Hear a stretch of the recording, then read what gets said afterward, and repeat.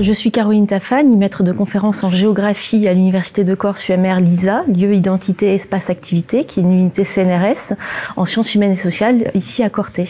Moi, je suis de formation initiale ingénieur agronome. Ce sont des études que j'ai suivies à l'AgroParisTech, l'ancien Institut national agronomique de Paris-Grignon. Et ensuite, j'ai réalisé une thèse de géographie soutenue à l'Université de Corse en 2010 sur la durabilité de l'agriculture côtière dans les zones littorales de forte pression touristique et foncière, sous le double encadrement du professeur Marie-Antoinette Maupertuis et professeur Alexandre Moine. Donc, c'était une thèse pluridisciplinaire à l'interface entre l'économie territoriale, la géographie régionale et l'aménagement de l'espace.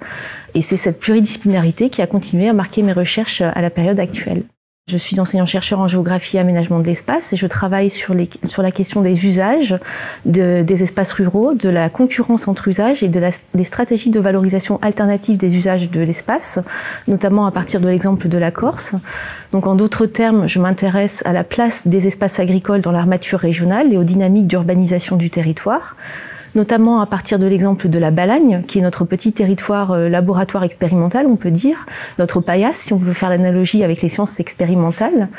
Et c'est en Balagne que l'on travaille sur l'anthropisation des zones côtières méditerranéennes dans le cadre de l'Observatoire au milieu littoral méditerranéen, qui est un instrument du CNRS financé par l'Agence nationale de la recherche et labellisé par le Labex DREAM. Et sur cette question des dynamiques d'urbanisation, je travaille notamment en collaboration avec les économistes et géomaticiens sur l'urbanisation, sur l'observation foncière et sur la modélisation de l'impact de la résidentialisation sur la formation des prix du foncier agricole. Ce sont des travaux qui s'inscrivent dans le cadre du projet Esthète aussi, qui porte sur la recomposition territoriale de la Corse et qui est financé par la région. Donc ça, c'est un premier pan de mes recherches.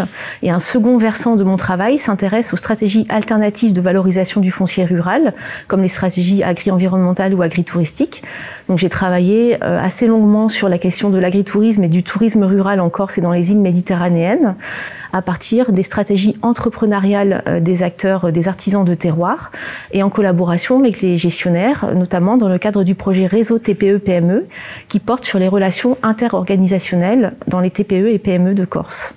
Et enfin, je m'intéresse aujourd'hui à l'autonomie alimentaire du territoire, qui est une question d'actualité et question éminemment politique que l'on développe avec des chercheurs de l'INRAE de Corté et de Montpellier dans le cadre de la Fédération de recherche environnement et société de l'Université de Corse.